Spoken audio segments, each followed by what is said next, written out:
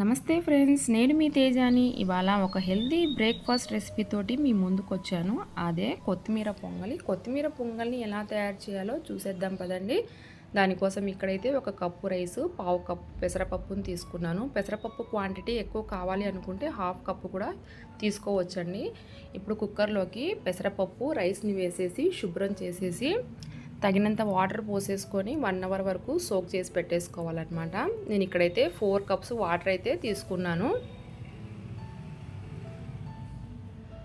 అలాగే రుచికి తగినంత సాల్ట్, హాఫ్ స్పూను పసుపు, హాఫ్ స్పూను నెయ్యిని వేసేసి క్యాప్ పెట్టేసేసి 3 విజిల్స్ వచ్చే వరకు కుక్ చేసుకోవాలండి. రైస్ అనేది సోక్ చేస్తేనే సాఫ్ట్గా కుక్ అవుతుందండి. ఇప్పుడు ఇందులోకి కొత్తిమీర పేస్ట్ కోసం ఒక కట్ట కొత్తిమీరని తీసేసుకున్నాను. అలాగే కొద్దిగా కరివేపాకు, 3 to 4 పచ్చిమిర్చి, రుచికి తగినంత సాల్ట్ను వేసి వాటర్ వేయకోకుండా మిక్సీకి గ్రైండ్ చేసి పక్కన పెట్టేసుకోవాలి. రైస్ అయితే కుక్ అయిపోయిందనమాట. గరిటెతోటి కొద్దిగా మెత్తగా చేసుకోవాలండి. ఇక్కడైతే కొద్దిగా వాటర్ తక్కువ పడ్డాయి. నేనైతే ఒక కప్పు వాటర్ని యాడ్ చేసి సిమ్లో పెట్టేసుకున్నానండి. ఈ విధంగా రైస్ అనేది జారుగా ఉండాలి.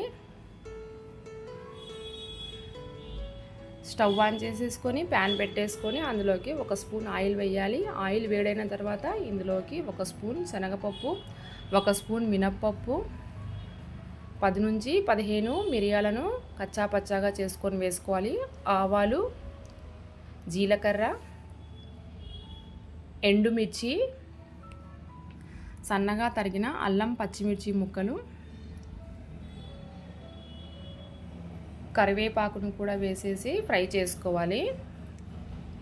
ఈ పోపు మొత్తం ఫ్రై అయిన తర్వాత మనం ముందుగా ప్రిపేర్ చేసి పెట్టుకున్నాం కదండి, కొత్తిమీర పేస్ట్ను కూడా వేసేసి రంగు మారే వరకు ఫ్రై చేసుకోవాలి. 3 నుంచి 4 మినిట్స్ టైం అయితే పడుతుంది.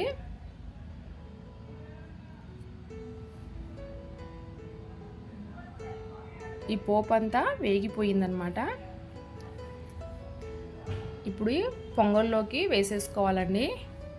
ఈ పోపు మొత్తం రైస్లో కలిసే విధంగా కలుపుకోవాలి.